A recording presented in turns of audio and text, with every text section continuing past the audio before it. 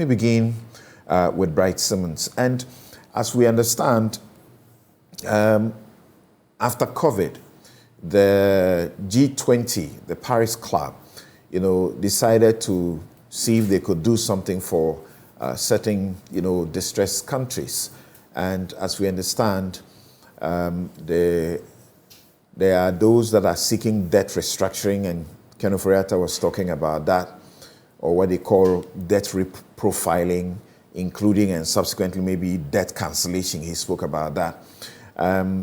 We have had Chad, Ethiopia, and Zambia who have made the attempt to get some, reprieve from these countries, countries, so to speak, the G20 countries. Now, we understand that what is happening now may not be new to Ghana. We have Uruguay as an example. We have Jamaica, Argentina, Greece, and a few other countries have gone through this. Bright, help us with your research and study and observation so far to try and see comparatively where is Ghana in these circumstances. How does it look like for us? Thank you very much, Samson. I hope you can hear me clearly in the studio. Very clearly. Thank you, sir. Thank you for helping us convey the results of our research at Imani over the period of months that these matters have been topical. So what I'm going to be doing is, as you've pointed out, try and situate Ghana's specific experience in the broader context of these debt restructurings around the world. It is true that other countries have gone through very similar experiences as we have. But we should not try and suggest that a sovereign debt default, a government saying that it cannot pay its creditors, is some kind of normal occurrence. It's not really very normal, especially when the government is forced, because of circumstances, to restructure both the domestic debt, the debt that it owes to its own citizens, as well as the external debt. In fact, in the last 10 to 15 years, you will not find more than 10 of such episodes. You more likely find something like around 5 of such episodes around the world. You can also see from the graph on the right-hand side of my screen that the whole idea of restructurings and defaults have actually been dropping around the world significantly. So we've moved from nearly 100 debt restructurings in the 80s to something in the region of about 30 in the last decade. The second point is that Ghana's current approach, which is based on this headlong rush, is fairly abnormal. It's not really common for countries to seek to restructure their debt at the speed at which Ghana is going. So if you recall, the first time the industry, the financial industry and investors were told upfront or forthrightly that Ghana is definitely going to default was in 2nd December. And at that time, the government expected to get a deal in 2 weeks, because it launched the actual process on 5th December and then said the deadline was 19th December. This is unprecedented, never happened anywhere in the world. So if you look at Barbados, for instance, which is one of the most recent, where they've done both domestic and external, so very similar to ours, it took 18 months, and the government spent many, many months building the consensus that was necessary before officially launching the debt exchange. And often, when you do that, it takes a couple of weeks and you are through, if you already have the consensus. So most of the things that the government is doing now, it should have been doing months ago. The only reason this has happened is because the government persistently refused to face up to the fact that debts were unsustainable. Even when its own technocrats are told it, after the government's own debt sustainability analysis many months ago, that the country's debt was unsustainable. We did not have to wait till, we needed to, quickly go to the board of the IMF in order to launch this. You look at Grenada, which is also, similar to our situation, about 30 months, but, Jamaica for both incidents, about around 30 months. And the average in the Caribbean, which is the region in the world that has seen the most debt restructurings per capita, is about 13 and a half months. So this 1 week, 2 weeks, 3 weeks, we have to do this quickly. It's just completely unprecedented. Never happened anywhere in the world. And it's important that you put that in context because it explains some of the challenges we are having. The second critical point to note is that we are also putting the cart before the horse, as I've tried to explain. Normally, you have your informal understanding before you rush headlong to officially launch the program, because the unofficial understanding that will have gone into the design. So when you finally launch the program, it's only the smaller creditors who typically will not have had the forum to engage with you extensively that you are dealing with. The experience that we are currently going through is entirely identical to what Argentina went through in 2020 when it decided to use our approach that we are using, which is unilaterally design their own program somewhere with their own consultants and then tell investors that this is it, and then hope to revise it and negotiate over time. So on 15th February 2020, Argentina announced a very similar program to what we are currently ongoing in Ghana, except of course that it took the time to actually go to Parliament and pass a law to guide the process. Then on 9th March 2020, the government, having passed the law in Parliament, created administrative procedures that was going to guide the program. So you can see that even in Argentina, which I am criticizing, they took about a month after the legal authority had been given by Parliament to design the program. And then on 21st April, after a very short period of consultations, they launched the program. By 8th May 2020, so similar to Ghana, given about 3 weeks, here is the program, 3 weeks, come on board. When they hadn't spent enough time doing the consultation, they achieved only 20% participation rates. 20%. That is to say, only 20% of creditors or 20% of holders of 20% of the debt. Sorry, only holders of 20% of the debt they want to restructure had agreed. So that's very significant because exactly the case that we are seeing in Ghana. Rather than deal with that situation, the government then tried to use moral suasion to force investors on board. They went to get the Pope to intervene. It didn't do anything. They had to come back and work with creditors to do what is often called co-creation, where you sit down with them and say, here's all the data. Here is why we have to spend this much. Here is why we cannot cut this expenditure. Here is why, therefore, we want you to give up your wealth in order to help the government as a whole. Remember, a bond is like any other property. It's like government coming to you, Samson, and saying that, we are having a lot of difficulties. You have 2 houses. Why don't you sell one and give us the money? Or you have 3 cars. Why don't you sell 2 and give us the money? There's no difference between that and what is going on now. So if the government is trying to get you to spend more than you're already committing taxes, you're already going to be affected by inflation, the macroeconomic condition is going to affect you just as it's going to affect everybody else. But the government is saying, because you have a little bit of property that is easier to seize, give me that property and let me use it to sort the situation in the country. It requires that you take time to work together to understand why you need that kind of assistance. And so eventually Argentina then moved through the motions, and on 28 August 2020, they expand some critical elements out of that particular exchange offer they had made, such as something called the Pac-Man strategy, which was going to make it easier for the government to default later because of the new elements that introduced into the debt that it was trying to restructure. So eventually, after going through all of that, in September 2020, remember, this started in February 2020. In September 2020, they finally managed to get 95% of investors to commit to 99% of the principal that the government now wanted to restructure. In short, and then it was only then that they decided to then tackle the domestic front, because now they had stability, and they managed to get 99.7.5% of domestic investors. All that Ghana is doing, really, there are 2 things you are looking at. How much money does government want private sector people, and in some cases, some state-owned companies, to give it above the taxes and other conditions that it has set that allows citizens to contribute. So every citizen has to contribute something, right? Increases in VAT and things like that. But now I'm saying that some specific people must go beyond that and take their property and give it to it to help relieve the economy.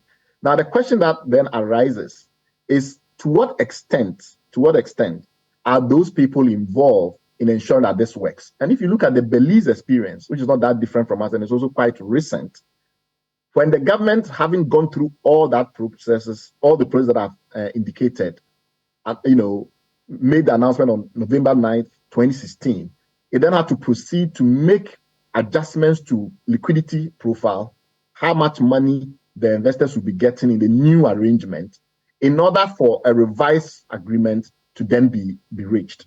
And they had 2 months to recraft, even though they have spent about a year working on consensus. The fourth point that I think is critical is this issue around, if today you are telling me that I should sell my car or sell my house because the country is in such dire straits, I should take my property and give it to you as government, beyond all the other commitments I make as a citizen, then I'm interested in knowing whether going forward this is going to become standard, because we know that once a country defaults, the likelihood to default again increases.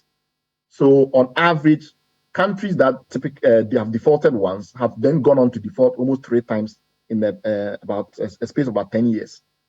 So given that fact, the investors are typically interested in protections. So when we have a situation like we have today, where the government, rather than providing additional protection, says that, no, I want to make it easier to default next time, you are likely to face resistance. Fifth point, and that is that the government is also demanding a lot more money than is the case in most other places. This is a big chart which gives you a very comprehensive view of how this has happened in many, many countries around the world, as you can see on the screen.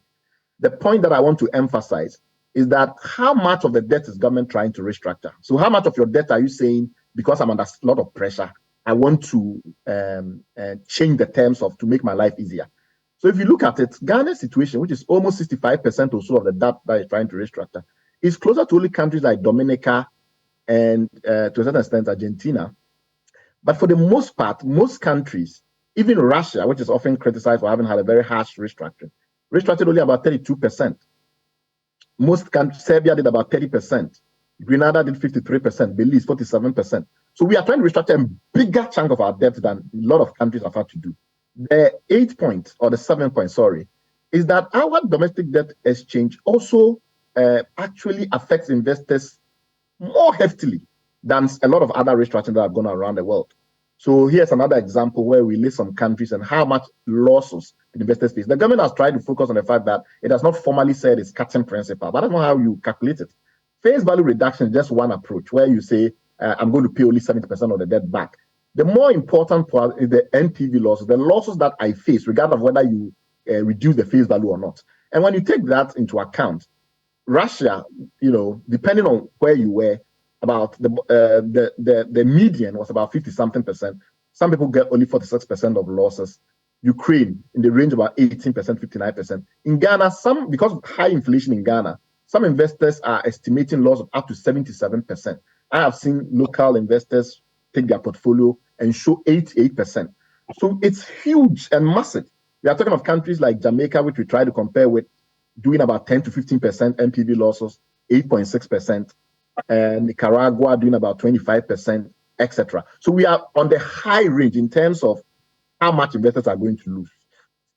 And then you look at our public debt versus some of the other countries' public debt, the burden, for which reason you need such massive, and you need to cause such massive losses to investors. And you see that we don't have the same burden as those countries that are giving investors a smaller haircut. Like Barbados had a debt to GDP ratio of over 150%, Jamaica 140%, Greece 140%, and we are comparable to some of the countries that have way bigger public debt to GDP. So in simple terms, we are asking investors to do way more than most other countries have asked in circumstances such as this. It means, therefore, that losses to investors is much lower than investors nowadays are used to seeing. So the average nowadays, since the last 10 years, is around 63% of recovery. So after the debt restructuring, the investors get about 63% of their money back. We are creating situations where they might get less than 35% back. Were you talking to me? My guest on the Zoom, please, if you are unmuted, please mute. Yes, right, go on. The lessons that we need to pick from elsewhere. Yes, the last couple of minutes, what we also see is that a lot of the countries attempt to use an arrangement in which the government participants or the public sector actors in the financial industry absorb more of the shock. And I'll come to this point again because it's important. So in Barbados, for instance, the way they designed it, when you finally look at the output, you find out that the public sector on the whole was getting about 55% haircut. Private sector as a whole was getting about 29% haircut. So that is something that we need to start looking at, but I'll come back to you on that point in a second, around the public sector share versus the private sector share, even if you are doing a debt restructuring. Secondly, the truth of the matter is that you do need some laws in place for this thing to be truly effective, because it gives clarity. And most countries that have done this, they've gone to parliament and tried to create a framework. Why? Because two things. One is these unilateral CACs, collective action clauses that the government is trying to impose through private contract, and it's not even willing to pay for the creditors, especially the domestic creditors, to organize in order to be able to negotiate properly. These collective action clauses, which simply means that they're trying to introduce things in the contract where action by some creditors will affect everyone. Because of the fact that we don't have the space to think through the contractual arrangement too well, it makes sense to have the general laws made that govern it. And that's what Greece did. I've seen the opinion that the Attorney General has given on this matter, and I've discussed it with other analysts. And our conclusion is that the Attorney General was answering the wrong question. The issue is not that whether you can go to Parliament to pass a law to dispossess people of their property, which is what he spent most of his time looking at. The issue is whether in a period where the government itself is undergoing bankruptcy, we need laws similar to what we normally put in place when private people are going through bankruptcy. Take the case of the banks, for instance. In 2016, we passed a special law, we passed a law in which were special provisions for dealing with a situation where a bank has to be closed down or restructured. Now, when we were restructuring banks in this country, there were banks that were operating in this country before 2016, but the law was still used for an orderly resolution. So the fact that we need laws now to govern what should happen in a bankruptcy situation where the debtor is the government does not mean that we should pass laws to retroactively dispossess people, which is what the Attorney General spent his time talking about. No, what we need is laws like was passed in Barbados, was passed in Greece and elsewhere, that creates the certainty among investors as to what can happen in any period where the government finds that it cannot pay its bills. And in Barbados, the law goes much further to expand the body of legislation that affect even municipal arrangements and things like that, how it will differ from central government and the like. The other thing that also happened in Barbados was special arrangement for pensioners. So they decided that because of the liquidity issues, they were actually going to also introduce a provision in which they will give lump sum money to pensioners. And pensioners receive about $30,000, etc., depending on the circumstances. So there were special arrangements that were made to accommodate pensioners. The last major point is that the government's posture appears to suggest that it has a very strong BATNA. BATNA is what we use in negotiating theory to mean that if investors don't sign up, and they are going to be in trouble more than it's going to be in trouble. And that's not the case. The government position is much weaker. Individual investors are in a much stronger place. So it's incumbent on the government to sit down with them and design something in which they feel that they are part of designing than try to impose unilateral action on them, because it doesn't have that button. Its circumstances are pretty dire. Why? Well, take some of the specific instruments that it's trying to restructure, the ESLA debt, the Dace Trust. Take a good look at how they were designed. They are designed such that a creditor that is truly determined can actually go and garnish tax revenue, because some of those debts are overly collateralized. The collateral is more than actual liabilities, especially now that we've seen significant mark-to-market losses in the industry. Secondly, the government claims that one of its instruments, its punitive instruments, is that it will apply a risk weight of 100% to the debt that you don't give up. So if you refuse to participate, then all of a sudden your bonds, they will add risks to your bonds such that its value is less. And this is particularly targeted at the banks. The truth is, if you did that, and then you declare that the banks were therefore undercapitalized, and you ask them to go and raise the money, they can't raise the money. What are you going to do? Close down half the banks?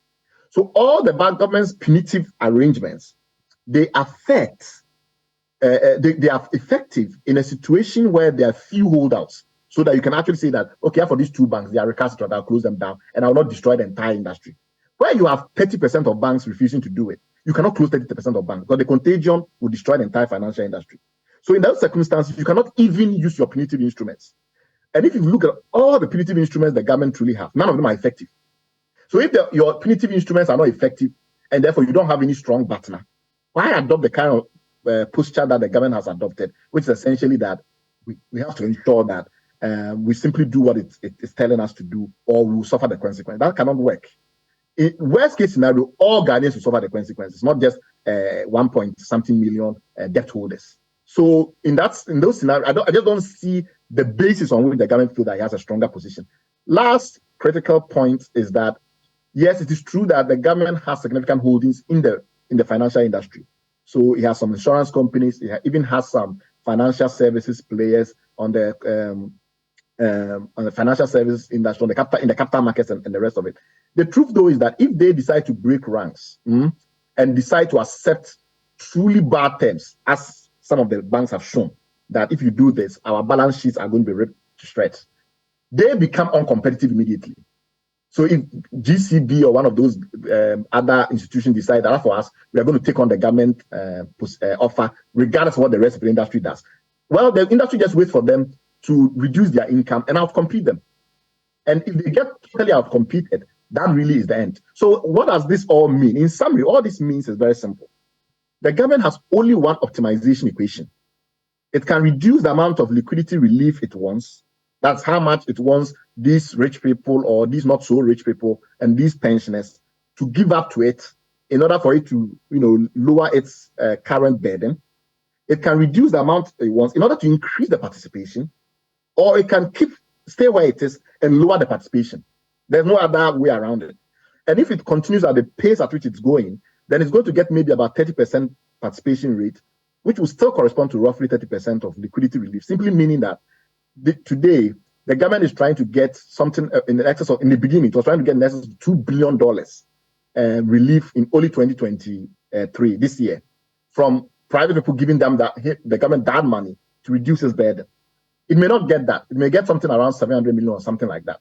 Now, the point is that to take into account how much the government gets in taxes in major categories and use that to compare. So if you take personal income tax, it gets about $1 billion a year. If you take corporate income tax, it gets about $1.3 billion a year. If you take oil and gas, it gets about $1.2 billion a year. Now, compare it to what it is asking the likes of the banks and the brokerages to give. Much more. So even if they give the government half of what it's asking, it's still more than it can raise in taxation. And the argument that we are trying to make the government understand is that the liquidity relief it seeks, it may not get all of it from private investors. It may have to come back and readjust the entire proposal and reoptimize so that maybe it cuts more of its expenditure and other such circumstances. Thank you very much. Very much, Bright. Bryce Simmons is Honorary Vice President of Imani Africa. Now, Bright, just a few issues here. We had learned that we may have had, a more reasonable situation to deal with if this government had been proactive from the very word go. That's how come it was too late at the point that it felt it now had to come to, grasp with the circumstances and declare that we're going to the IMF. We know that, for example, the bond markets, had been shut to Ghana. So it was shut to Ghana. This year, as we understand, it's still shut to Ghana. Next year, it may also be shut to Ghana. And that is very serious. Now, if the countries that you're looking at, we are looking to get 80% buy-in of these bondholders. And they are doing, in the least, 13 months of consultation, 30 months of consultation, 18 months of consultation. And we announced our own, I think, on the 5th of December. And here we are. But our situation is different, isn't it? We are in dire straits. And the government needs to get the IMF board approval, and they have February to deal with that. So what are the options for the government, really, when you are talking about prolonged time rather than rush? Well, yes, we sympathize with the government that in these circumstances, it faces a very tough timeline because of how it's arranged things. But first, we have to all accept that it was the government that decided that it won't go to the IMF. It was the government that decided that debt restructuring was not in perspective. That if that situation was not very dire.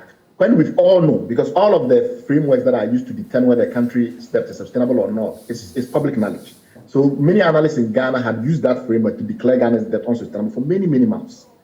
The second point is that given our reserve position and the low confidence in the economy, it will help if the government could expedite this. But then the only way you expedite this is to consider three things. One is that maybe you will not get all your liquidity relief in one leap. Maybe you need to wait for investors to recover some of their losses. So you accept a smaller liquidity relief now in the hope that bond prices may pick up. So when you come back now and you want to do another readjustment in the future, the total losses between the first exchange and the second exchange is not that bad, which is what Jamaica did. Initially, when the government suggested we were going to go the Jamaica route, that's what I thought.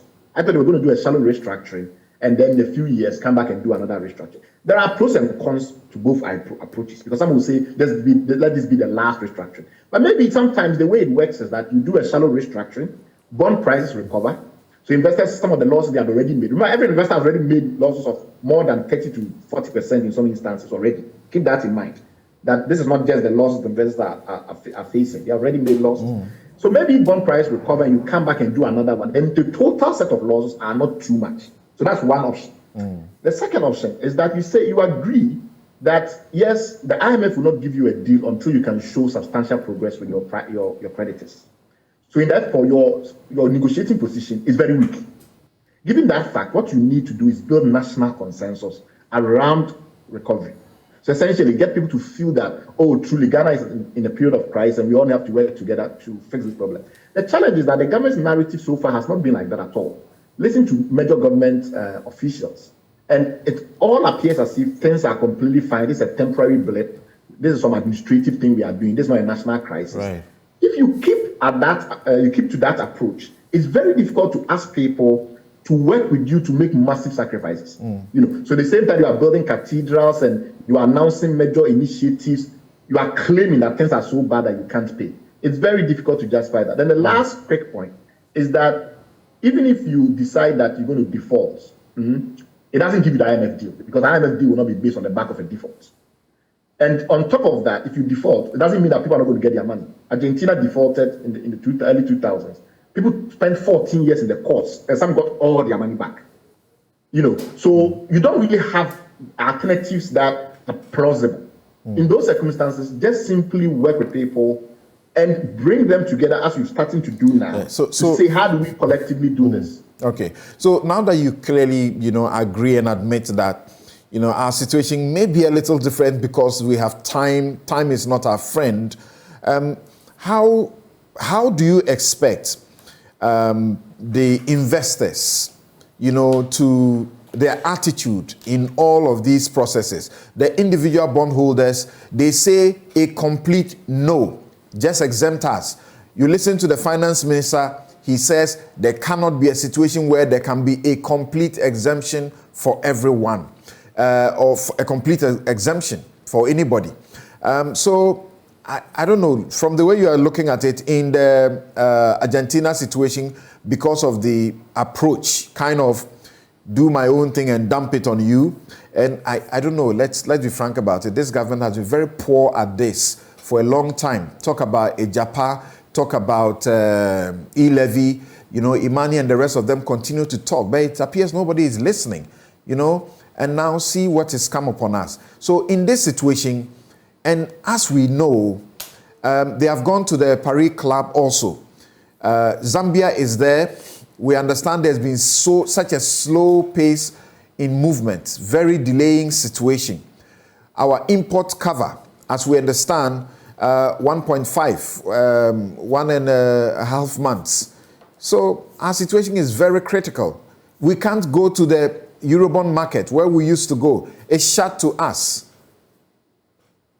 Yes, you are right. But you see, start off with what the government's program is still on track for one reason.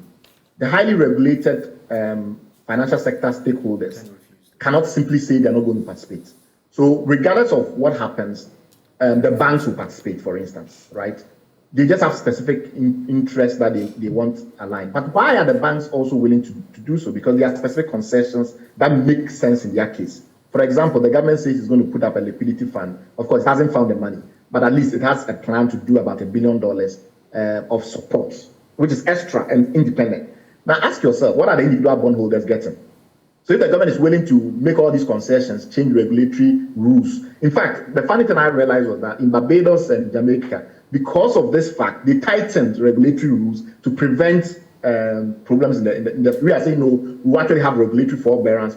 All of these are pegs, right? These are ways in which you're trying to get the banks on board, because the banks are the biggest deal makers in this case. Now the individual bondholders are saying that why should we just simply accept something without similar concessions? I think the government should have made those concessions earlier. The problem right now is issues of trust. The individual bondholders just don't trust the government. So it might make sense that if the government creates a truly national platform and brings on board people of the highest esteem in the religious community, in the traditional community, and the rest of it, as part and parcel. And that's what Jamaica and Barbados did, which is they tied the debt issue and its restructuring to overall national economic recovery. So in Barbados, they created the BERT, which was the National Recovery Program, and said, okay, now that we've come to you and taken your houses and your cars to go and sell, to go and solve our problem, you are now a stakeholder. So how we manage the economy going forward, you have strong views. So come and be part of a national monitoring committee going forward. So what I think people like Senyos and the rest are saying is that if we are going to give you a penny, then I'm going to be there to make sure either one, this doesn't happen again and bankrupt me, or two, we find ways to get our money back because the economy rebounds. But I don't trust that you do the things you claim you are doing. So I'm saying that the individual bondholders will not act unless trust improves. And trust will not improve with simply come to a technical committee and give your view. And from where you sit, how do you estimate time it will take for the government, even in this circumstance, to get the buy-in of stakeholders? As we know, the banks are afraid that there's an estimated impact of about 65 billion, that they are going to be affected. So this is no joke for them at all, and we're going to be speaking to them shortly. So what's your estimation? Will we meet the February deadlines we are looking at? When it comes to the bulk of that industry, the bank, the security services, securities industry, they have very specific technical issues that must just be resolved. They don't want the interest rate the government is offering. They don't want to make the bonds easier to default next time. They don't want to create a situation where the valuation gap between the old bonds and new bonds just don't make sense and things like that. All of these are simply cost to liquidity relief. The government doing it for them means it gets less money. Simple. It should just go ahead and come to some settlement, which will lead to it losing some liquidity relief. If it does that, it will get the bulk of those people. Then when it comes to those that are asking for total exemption, it's a much harder challenge. My view would be that you do what you can to get the relief you can. First, in order to meet the IMF situation, it only will work if you convince the IMF that you will do the fiscal consolidation that will pay for the liquidity relief you've given to the industry and the exemptions that you've granted in the interim. Right. So I think that's up to the government now to take that decision. Okay. My final question to you will be, we have heard, for example, Franklin Cudjoe earlier on suggest that if we are not careful, we'll be going to the Sri Lanka situation. What exactly is that situation? And from your analysis and observation, is that likely for Ghana? So the Sri Lanka situation is that what started as a debt crisis becomes a fiscal crisis, becomes an economic crisis, and then becomes a national security crisis. So it's the progression. We are where we are now. We are not yet at the level of even a total economic crisis, because as the government has frequently said, the lights are still on, people are still being paid, there are no queues in the shops. If things continue, we could move to a full-blown economic crisis. If that happens, you could have national security implications. I don't think Ghana is there, because obviously we don't have a full-blown economic crisis yet. So to talk less about a national security crisis. So I think that we have a lot more room to be reasonable and to come to a consensus. If the government wants speed, it must give up liquidity relief. Brian Simmons, I buy one of the safest securities, Cocoa Bill, and Yes. I'm expecting that it will mature this month. It matures. I have seen that the money has hit my account. I go there. The bank tells me they have, taken the money again without my, as it were, consent, and even informing me and send it to the government, so to speak. You say we are not there. How do you read what is happening now, where the institutions unilaterally are dealing with people's lives this way? It's very unfortunate that happened, because like Dachi and Esla, people had specific contracts with specific entities. They didn't have a contract with the central government. For the central government to now be, run around, and state-owned enterprises are being treated as if they are just, we know in practice they are, but legally these are separate institutions. So if Cocoa Board wants to pay its creditors, the government has to be. Of course, some of those obligations have been deferred to the government or extended to the government because of the precarious situation that these state enterprises are. And it is true that some of these special purpose vehicles are just shells. My argument is that notwithstanding, we are not yet at a level where we have a full-blown economic crisis, but we can get there. A full-blown economic crisis is literally, as you said, what happened in Sri Lanka, where you have people not being paid, you have shops running out of goods, and routes in the streets. Then you get to a national security crisis where the president literally runs away from the Jubilee House.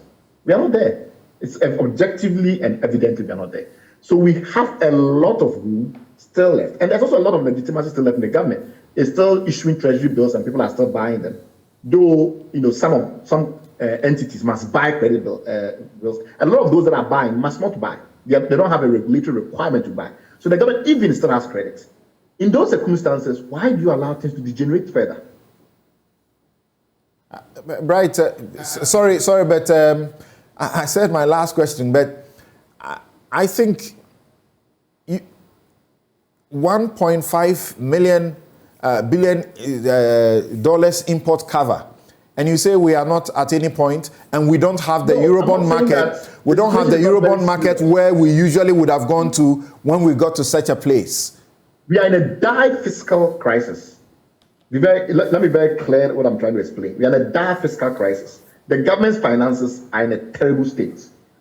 That notwithstanding, because we are still in that process of unfolding, it has not totally wrecked the economy. Because if it had, you will see the evidence as we've seen elsewhere, right? So we are in a similar situation like Zambia, maybe a bit worse than Zambia, but that's not a full-blown economic crisis yet. And so I'm qualifying my words. I'm saying that the situation is really bad, but it's not a point where it's not salvageable. Given that it's salvageable, the government has the chance to retrieve from the brink, right? The things that the government must do are not desperate yet.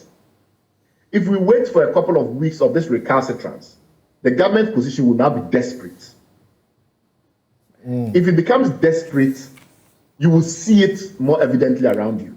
It will not be the kind of situation we're having now. You have rolling blackouts. Some of you had an expectation that the debt service suspension initiative by the World Bank would have been taken advantage of. That didn't happen, and that has worsened our case. What's the faith that you have that things may not get as bad as should be expected? You are right. I think there's also been some confusion about what the government is doing with the G20 common framework versus what it's doing with the external bondholders versus what it's doing domestically. We have to separate the three. The restructuring that the Paris Committee or the Paris Club can offer at this stage, given all that is going on, is primarily bilateral debt. So in 2021, we spent about maybe 4.7% or so of our debt service on bilateral debt. That was the composition. It was 4.7% of all our debt was bilateral debt. So the G20 restructuring, those things are not very material to our situation now. Right now, we're dealing with local investors who don't want to be made bankrupt because the government is bankrupt. And we are dealing with external bondholders who don't always listen to what the Paris Club says. Because already we don't really have the money, and yet we are spending up to 70% of what we generate to service debt. Exactly. So that is not totally sustainable, and the government is doing multiple things to try and fix it. The challenge is that on the home front, the government is not willing to listen to the people that are now full stakeholders in this matter, these creditors that he wants to give up their money. They are full stakeholders in the matter. You ask people to sell their houses and sell their cars and give you the money. How can you do that and then try and pretend as if you are some emperor issuing orders from above? They should be working with you to see how they can help you. It's you who need help. It's not they who need help. In fact, they should be asking you for relief and things like that. You are the one asking for relief. Right. So my argument is that it's very simple. If the government doesn't do that, and then we run out of reserves, which can happen very quickly, you will begin to see the full economic crisis that I'm talking about. Ask those who saw the early 1980s, and they'll tell you that we are not there. We are not in 1983 yet. So my argument is, don't take it to 1983. That's the point I'm trying to make. Okay. Thank you very much. And this very final one before I take my break and then come back to my guest, the other guest. The Attorney General's advice. He's received a lot of plaudits locally, including from many lawyers, where the government was looking to use a law to compel us or use a presidential edict to compel us to do this process. And he looked them in the face and said, you can't do that. This is contract with the people. You must do it voluntarily. They must voluntarily, sign up. Did I hear you suggest that they didn't really look at the issue and there is the need for some legislation? Well, the government's attempt was try and legitimize expropriation, take people's money by law. And the Attorney General said our constitution and our laws don't allow those things to happen. I'm saying that, first of all, the government has the wrong question. You can't simply go to court and try and get a court to get you to get and take people's houses and cars. So it's the same thing. But I'm saying that in our circumstances, what you need from law is certainty and clarity. So what the government and the Attorney General should have been working on is exactly what they did in Greece, in Barbados, and elsewhere. Of course, in Greece it was abused. But in Barbados, it was not abused. In Belize, it was not abused. In many other places where they've had to pass these laws, they've not used them to expropriate people's assets. What they've used those laws to do, though, is to give people absolute certainty of what happens when the government is doing an orderly resolution of its affairs in circumstances where the government is effectively bankrupt. And I'm saying that just as we push that corporate bankruptcy laws are important, how can we make the case that sovereign bankruptcy laws are irrelevant? So what the Attorney General should have advised is that, yes, go to Parliament and craft a set of laws, but that law cannot be used to expropriate people's assets without compensation because our constitution will not allow that. They are very different piece of advice. Okay. The way that it went about only talking about expropriation without talking about the certainty and clarity that bankruptcy laws provide, whether in corporate settings or sovereign settings, I think is where it falls short. Thank you so very much, Bright Simmons. Bright Simmons is Honorary Vice President of Imani Africa. That think tank that some time ago, Gabia Chiridako told us that we would rather prefer the experience and expertise of Kenoforiata and the rest of them with their market bond issues expertise of 100 years cumulatively rather than listen to them. Thank you very much. We continue to listen to you on Newsfile, and Ghanaians are indebted to you for continuing to sacrifice your time to help them understand the issues. Right. To Joy for research with a wider audience. Thank you very much.